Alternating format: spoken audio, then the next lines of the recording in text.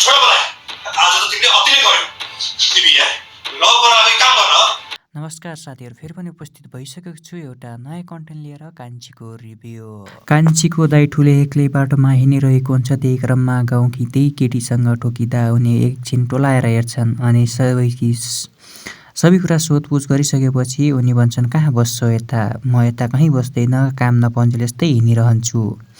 त्यसपछि उनले आफ्नै रुममा लग्ने विचार गर्छन् र उनीलाई जाउँ भन्छन्। उनी हिचकिचाउँछन्, नाइ भन्छन् र उनले आफ्नो बहिनीको भरोसा दिलाएर लग्छन् आफ्नो रुममा। उता भने सागर आफ्नो छोरीलाई खेलाइरहेको हुन्छ। त्यसै क्रममा सन्तोष आएर, दाइ आमा साँच्चीकै सहर आउन लाग्नु भएको हो, तपाईँले आमालाई माफ गरिदिनु भयो भनेर सोध्छन्।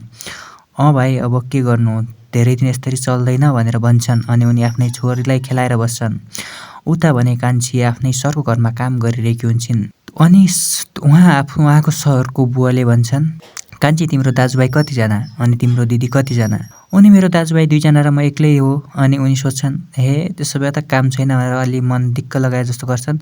त्यसपछि उनी भन्छन्, फेरि तिम्रो ठुलो बुवा काकाको छोरीको त होला नि?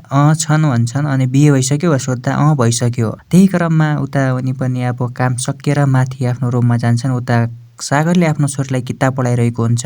त्यही क्रममा कान्छी पुग्दा सागर केही बोल्दैन, ठुस्स पढिरहेका रिसाएका हुन्छन्। कान्छीले रिसाएको म देखेर भन्छन् अनि छोरीलाई आफूसँग बोलाउँदा छोरी पनि बाबाईसँग जाने गर्छन् र साँझ त पख महिलाई आउनुपर्छ भनेर भन्छन् कान्छीले। त्यसपछि सागर आफ्नो अफिस जानको लागि तयार हुन्छन्।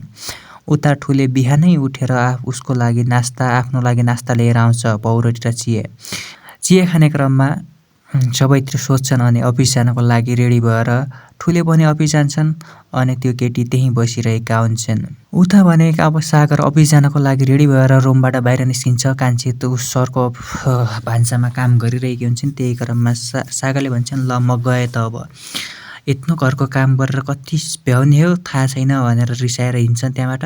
त्यही क्रममा उताबाट कान्छीको आमाले फोन गर्छन्, कान्छो भाइको बिहे छ, घर आऊ भनेर। हुन्छ, कुरा मिलाएर आउँछु भन्छन् कान्छीले अनि आफ्नो सरको बुवालाई कुरा सोध्छिन्।